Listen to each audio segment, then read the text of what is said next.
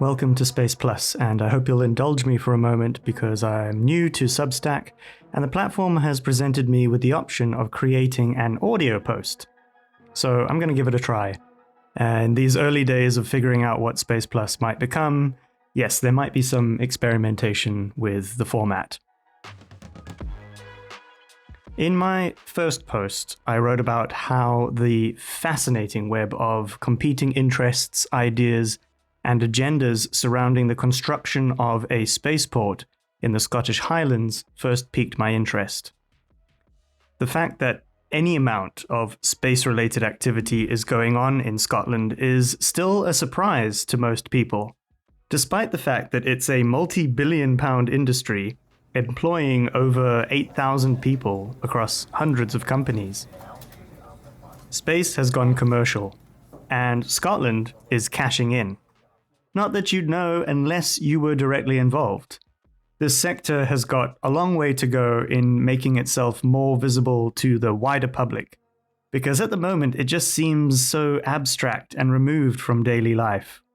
What are all these space employees doing exactly? Well, it turns out many of them are building satellites. More satellites are built in Glasgow than anywhere else in Europe. If you think about Scotland's long and illustrious engineering heritage, and the many household inventions that came from here, the TV, the telephone, refrigerators, color photography, even the flushing toilet, this shouldn't come as a surprise. But it does, because satellites orbit the Earth hundreds of kilometers away from us and are mostly unseen. Maybe a generation ago, it would have been more common to have a big satellite receiver dish on the side of your house, making that connection to this technology much more visible. And yet, even then, I don't think we ever spent too much time thinking about how it all worked. These kinds of infrastructural technologies just kind of blend into our daily lives, by design. We don't think about our reliance on space technology until it disappears. But boy, do we rely on space technology a lot.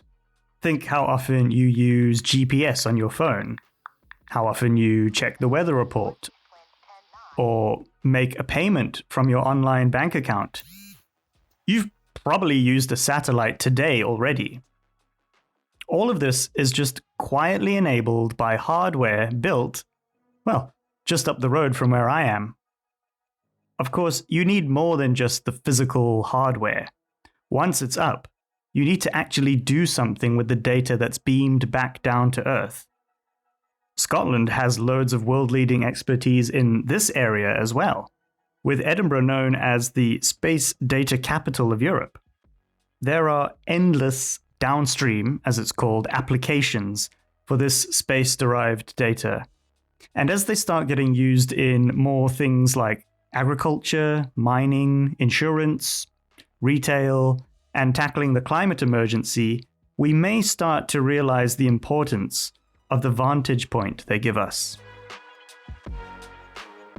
So, to recap, Scotland can build satellites and does amazing things with the information they send back.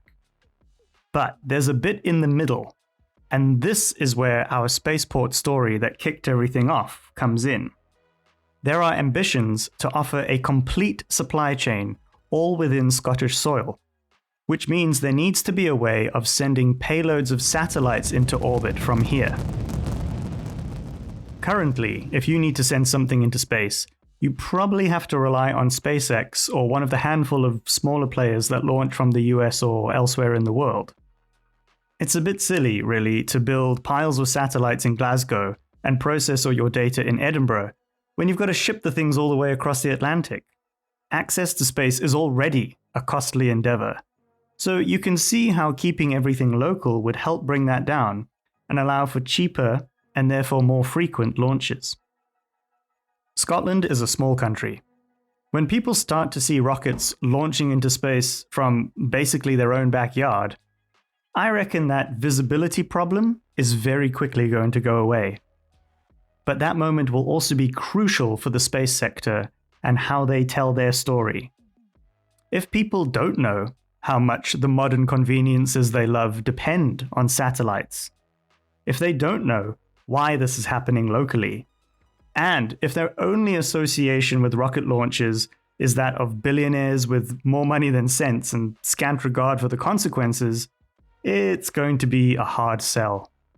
I'm excited to see spaceports being built in Scotland, but I'd be more excited to know that somebody was also building a really informative and engaging visitor center at one of them, where anyone who was curious could come along and learn about some of the things I've been speaking about here, as well as those covered in that great Wired article, where they could ask questions and make up their own minds.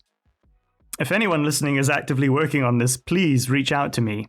But I started Space Plus with the intention that it could, one day, be me leading on a project like this. In the meantime, there's so much more to discuss about space and all the various elements of our daily lives that it touches. I've briefly mentioned the benefits of this industry, but I do want to honestly ask, at what cost do these come? All this is still very new to me, and I'd like to bring some other perspectives to this platform over time as I learn more myself. Crucially, I want to widen the conversation to people of all backgrounds, skill sets, and life experiences. After all, if we're about to change the very nature of our night sky, everyone, everything, has a stake in this.